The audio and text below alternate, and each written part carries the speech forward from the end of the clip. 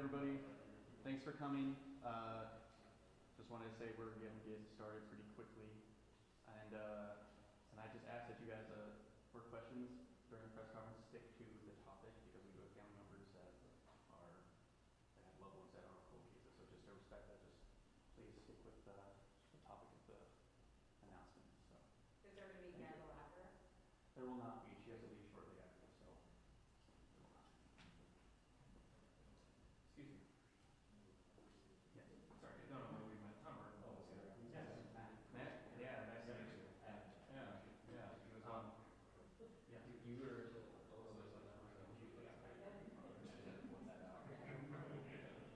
Yeah, you as well. So, what's your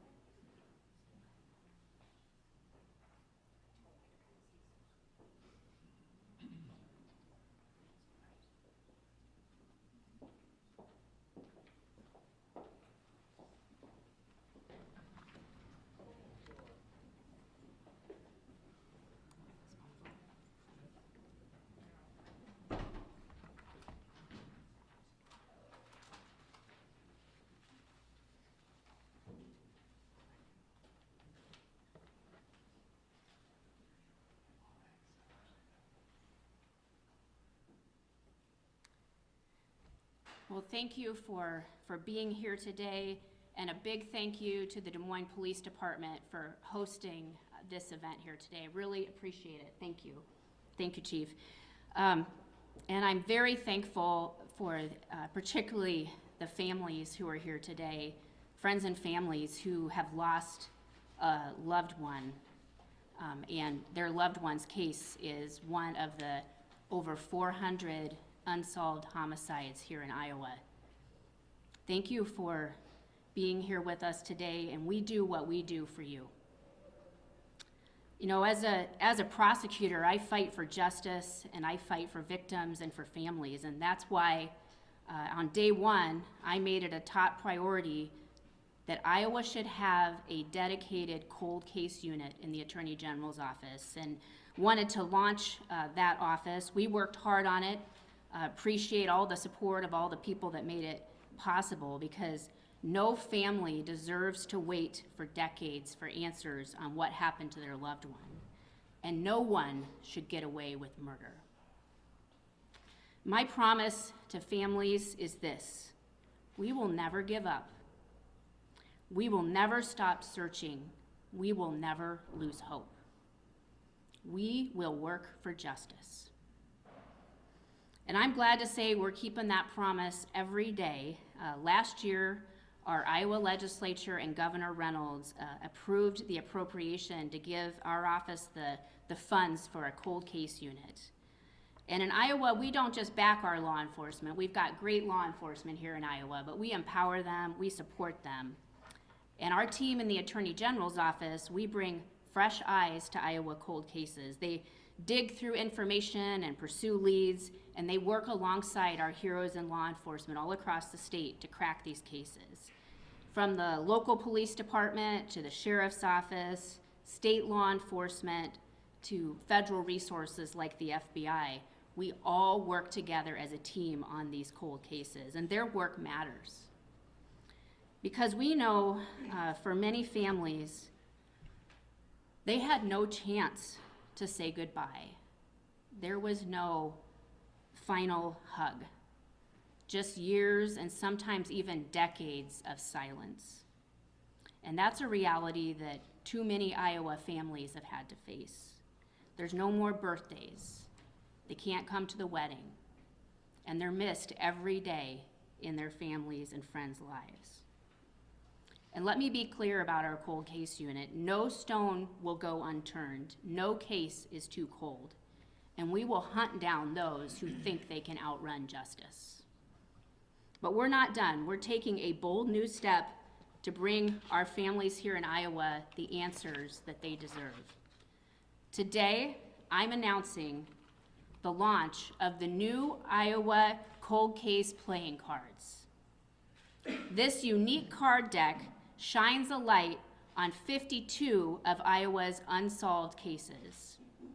And cases in this deck, they range from unsolved homicides to missing persons cases to unidentified remains cases.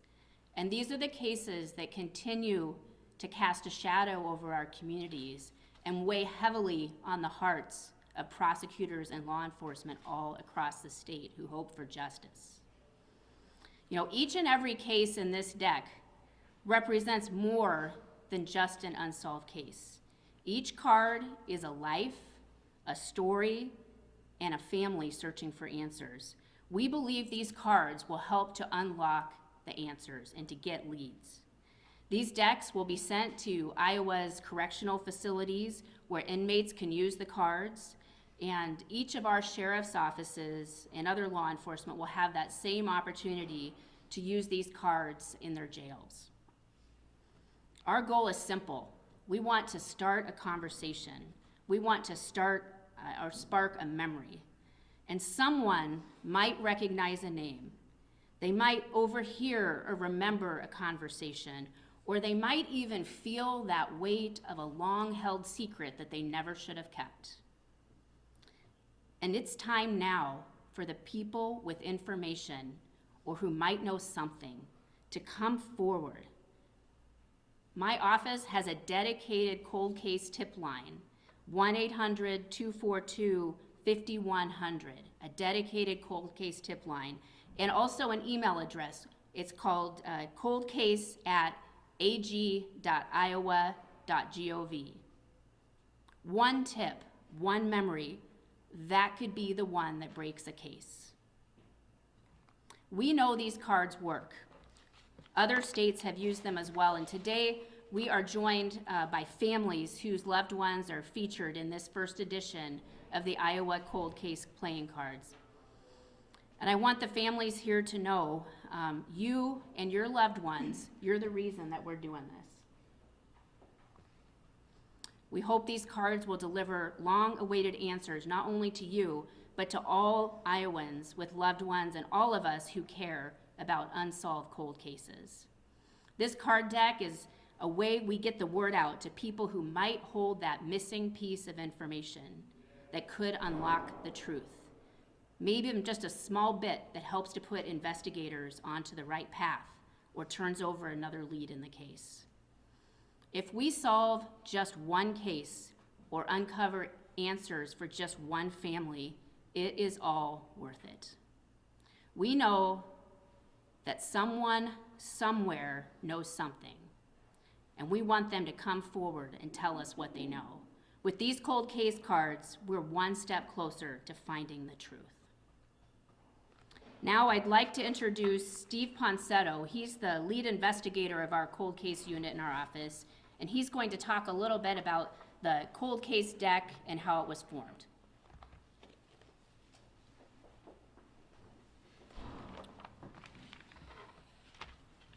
Thank you, Attorney General Bird. Thank you for your leadership and commitment to the people of Iowa in this cold case effort. Under your leadership and the support of the Iowa legislature, the statewide cold case unit became a reality on July 1st, 2024. My name is Steve Ponsetto. I am a retired Iowa DCI special agent. I spent a 33-year law enforcement career in the Iowa Department of Public Safety as a state trooper and a special agent. I'm honored to be part of the Attorney General's team and the statewide cold case unit. To refresh your memory, what is a cold case? It's any death case identified as a homicide or missing person with suspicious circumstances or unidentified human remains, and when active leads have been exhausted as determined by the originating law enforcement agency. Since we last met, the cold case team has come together and now consists of 4 Attorney General investigators and an Assistant Attorney General prosecutor. These 5 individuals make up the Attorney General's cold case unit with a mission and vision of the following. The mission of the cold case unit is to assist law enforcement and prosecutors in cases involving unresolved homicides, missing persons under suspicious circumstances, or unidentified human remains by providing investigative, prosecution, and victim service support. This partnership is performed with dedication and integrity. The vision of the cold case unit is to provide justice for victims, answers for families, and accountability for offenders, while upholding the rights of all people. Today, we're here to talk about another piece of the cold case effort, and that is the cold case playing cards. Each card portrays a cold case in the state of Iowa, and if you recall, we have over 400 of them. The cold case cards are about generating information. Please remember, no matter the case, somebody knows something. By way of background, a cold case playing card committee was created with the following members: the Iowa State Sheriffs and Deputies Association, the Iowa Police Chiefs Association, the Iowa Department of Public Safety, Division of Criminal Investigation, the Iowa Department of Corrections, the Iowa County Attorneys Association, IowaColdCases.org creator Jody Ewing, and the Iowa Attorney General's Office. This committee coordinated and collaborated with law enforcement agencies across the state to identify 52 cases to be featured on the playing cards. There are family members of several of these cold cases here today.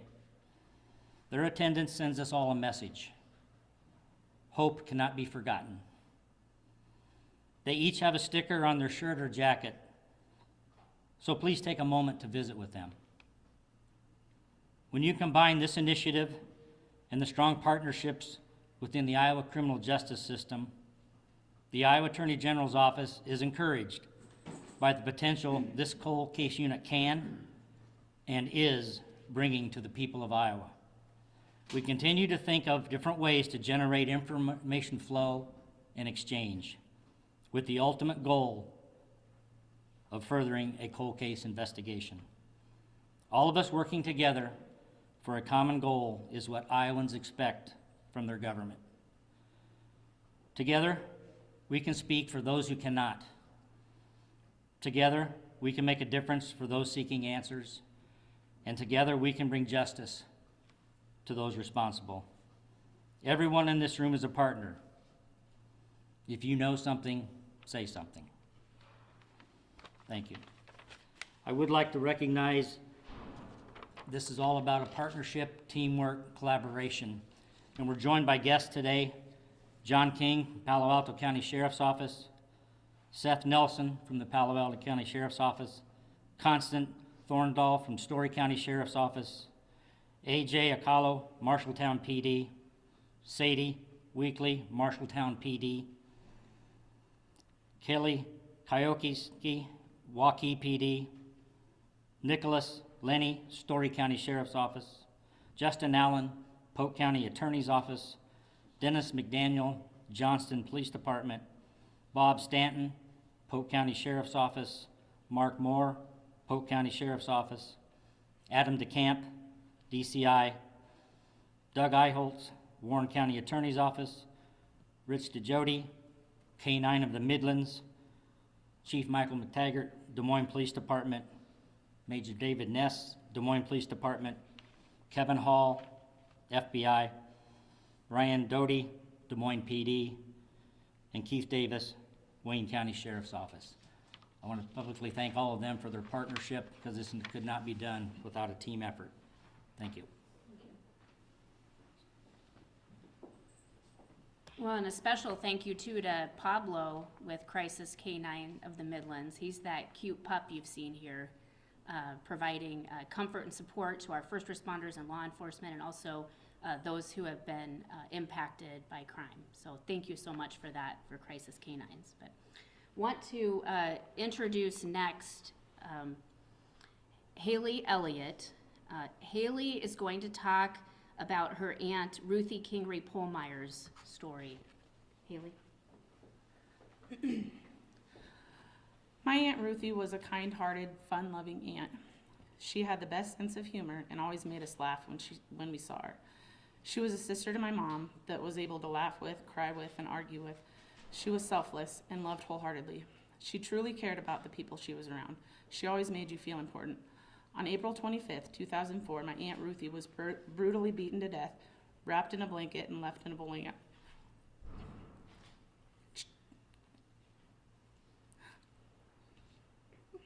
She was 37 years old. Losing a close family member is always difficult to process. While trying to reminisce on all the memories and the good times, you're stuck with every emotion in the book. On top of all the emotions grief causes, we're left with unanswered questions. We don't know anything.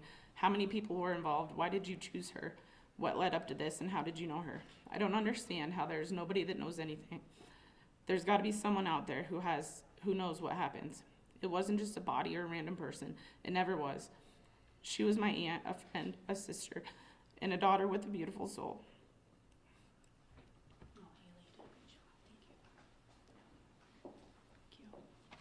Thank you, Haley. Next, we have Brandy Weber, who's here with us. She's the granddaughter of Bill and Kay Wood, and she'd like to say a few words on behalf of her family. Brandy.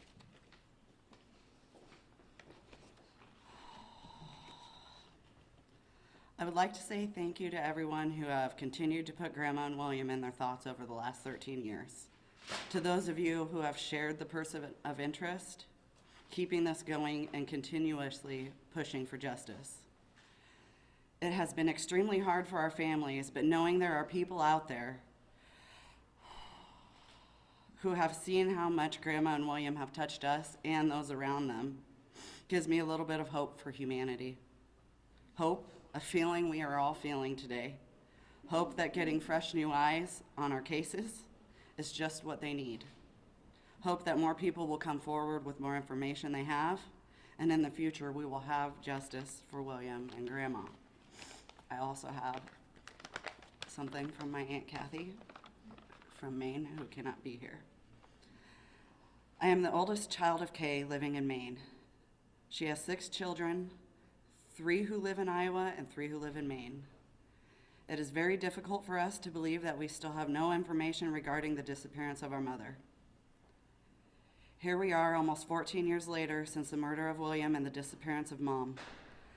I feel for William's family as they have lost a nice man, but they have at least have some closure. They have him. We can't say the same. It hasn't gotten any easier over the years. Holidays, birthdays, or daily events, I think of my mom and what she would have done if she was here. I miss our every Sunday afternoon phone calls at 3:30 p.m. to catch up on what's going on with her. Grandma Kay would have loved to meet her great-grandchildren and sing You Are My Sunshine, just as she did to her grandchildren, or make her big cream puffs or chocolate cake with peanut butter frosting. These are all things that they or she will never share, or we as adult children will never be able to fight over why she made it for me and didn't make it for them. Words will never express how I feel about not having Mom. I do think of her daily. My emotions are all over the place at times. I love her and I miss her. I get sad because she's not here. I get mad that someone did something to take her away from me. This may not be nice, but I do pray to God that every night that the person who took her, when they close their eyes, they see my mom's face and remember what they did. You are a coward. To what you did to 2 people, Mom and William, would never harm you, and if asked, would have tried to help you if they could. All I'm asking is to find out where my mother is, her family in Maine and Iowa, her sister, children, grandchildren, and great-grandchildren just want to find her and bring her home. I do want to thank Detective Mike Rowe for his dedication to the case, who over the past 3 years, I have bugged monthly for information and questions, and the Iowa cold case we're taking this case on. Someone knows what happened and who did this. Please step up and get us answers where we can find my mom, and we will let the DCI cold case handle who did this. Please, if anyone has any information, come forward.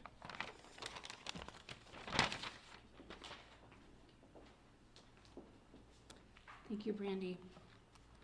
Next, we'll hear from Josh Oakland and his sister, Brittany Bruce. Josh lost his sister, Ashley Oakland, who's also Brittany's sister as well. Josh? Good afternoon, Josh Oakland. Just here to speak on behalf of the Oakland family. We're very grateful for what has happened here. I appreciate the Attorney General including my family and being at this today. I appreciate Steve Ponsetto including me in a lot of the early details of setting this up. We're really excited about what this opportunity presents for not only our family, but for all of the other victim families that are here with us today.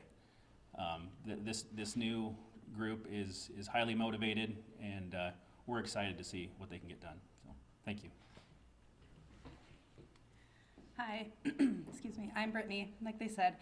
I just want to echo what Josh is saying. I think we've been fortunate to have Ashley's case in the media for the last 14 years, but there's a lot of victim families out there that have not had the press that we have, and every case deserves the time, the people to spend the time that they have on Ashley's case. And we're excited to have new eyes on Ashley's case, and it really blows me away to see the amount of people here today and behind the scenes who have put this together and will continue to work for our justice, and obviously hope that many more families will see that in the coming years. So just want to say thank you to you all. Thank you. Thank you. Thank you, Brittany and Josh. Thank you. This would not be possible, our cold case unit and our cold case playing cards, without strong support from law enforcement and law enforcement organizations all across the state. And Sheriff Jason Sandholt from Marion County was part of the team that helped us make this happen. So we'll hear from Sheriff Sandholt next. Thank you. Thank you. My name's Jason Sandel. I'm past president of the Iowa Sheriffs and Deputies Association, and like the Attorney General said, we were proud to be a partner in this. But one of the things I just wanted to stress is you heard from a few families. Think about all the other families that are out there that are a part of this deck of cards, and we ask for your help. There are people out there that know stuff, and we want to bring closure to these families. It's near and dear. You see how dedicated the family is. You see how dedicated law enforcement is. So if you know something, please reach out. We're going to get this. This impacts all corners of the state. I mean, and we're going to get these decks out to all the jails, all the prisons, all the places that we think that anybody that might have information can give us that information. It's worked in other states, and I know it can work in Iowa. Thank you. Well, thank you. And finally, we'll hear from Chief McTaggart here from the Des Moines Police Department. And thank you, Chief, for welcoming us here today and hosting us and hosting these families here today. Chief? Thank you, everybody, for being here. My name is Mike McTaggart. I'm Chief of Police at Des Moines Police Department. First off, I'd like to thank the legislature for allocating this money. The Attorney General's office, and Brenna Bird, and everybody in her office that fought to create this unit. Steve Ponsetto has formed a large group of excellent detectives that are going to get this job done. We're excited. Cold cases are very difficult for departments to continue to investigate because other incidents come in and you focus on the newer stuff. And this allows those cases to get the work done that is needed. And we, along with everybody else in law enforcement, want to solve these cases. And this unit will allow that. They'll allow for some measure of justice and closure for the families. But with technology and resources that are going to be put into this, I think that this unit's going to be very successful. And if you committed any of these crimes and you think that you got away with it and it's been a number of years, I guarantee you, you will be wrong. And I'm excited to see the success of this program. So thank you, everybody, for dedicating yourselves to take on this challenge. Thank you. Thank you. Thank you, Chief. Yeah. Well, with that, we would take any questions you have about our cold case unit or our deck of playing cards with cold cases. We'd ask that the press present confine their questions just to that issue out of respect to the families here that have lost a loved one and all the other families around Iowa that have lost a loved one due to a case that's gone cold. So any questions? Yes. So you mentioned that other states have seen successes with this. Can you talk about what successes they've seen or what the results have been from doing something similar? Yeah, I know Steve has some details, but I just want to stress this. This cold case deck is a way to get the word out to Iowans, to remind them about these cases and to make sure they know that they can reach out to our office or their local law enforcement with any leads or anything they might know about a cold case, whether they think it's significant or not. It's another way for us to remind Iowans to come forward. And this cold case unit has been a long time in the making. We're very grateful for it, but if we are able to solve just one case, it makes it all worth it. And these are tough cases.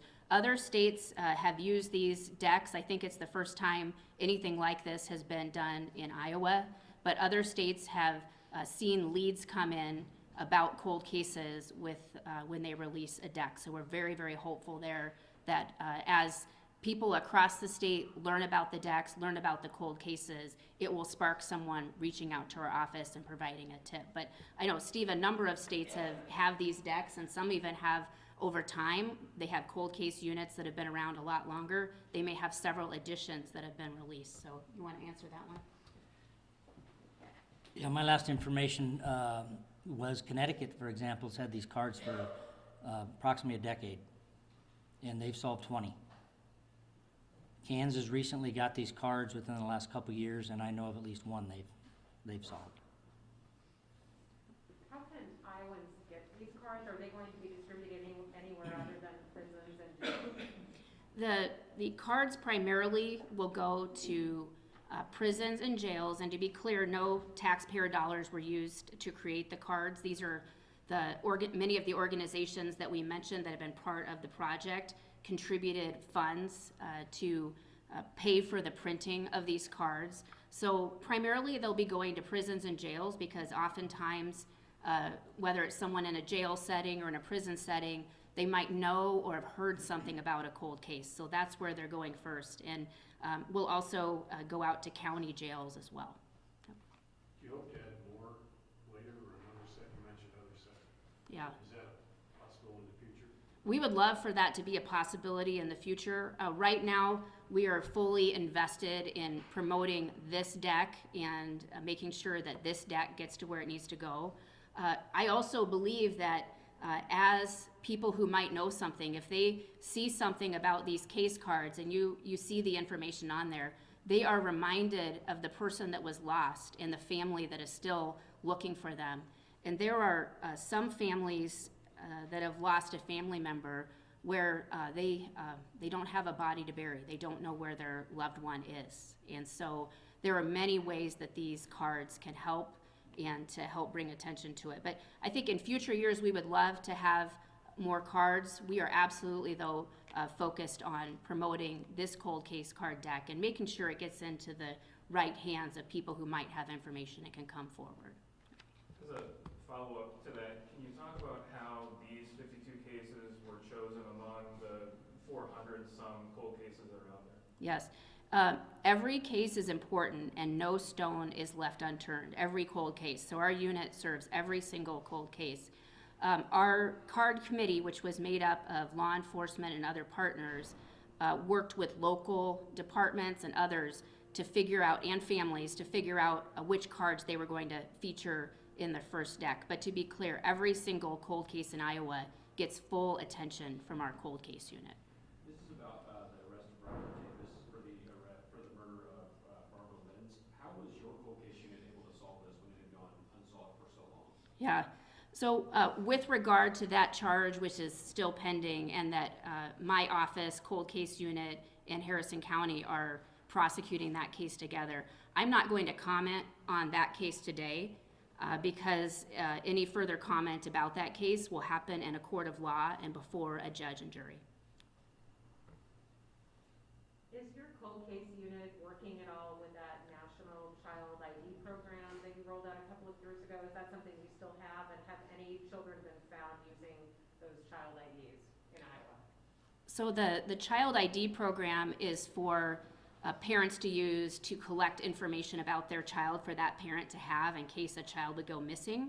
And we launched that in 2023. It wasn't related to cold cases or to children who have gone missing, but rather as a tool for parents to have in case the worst would happen, so they have that key information readily at hand.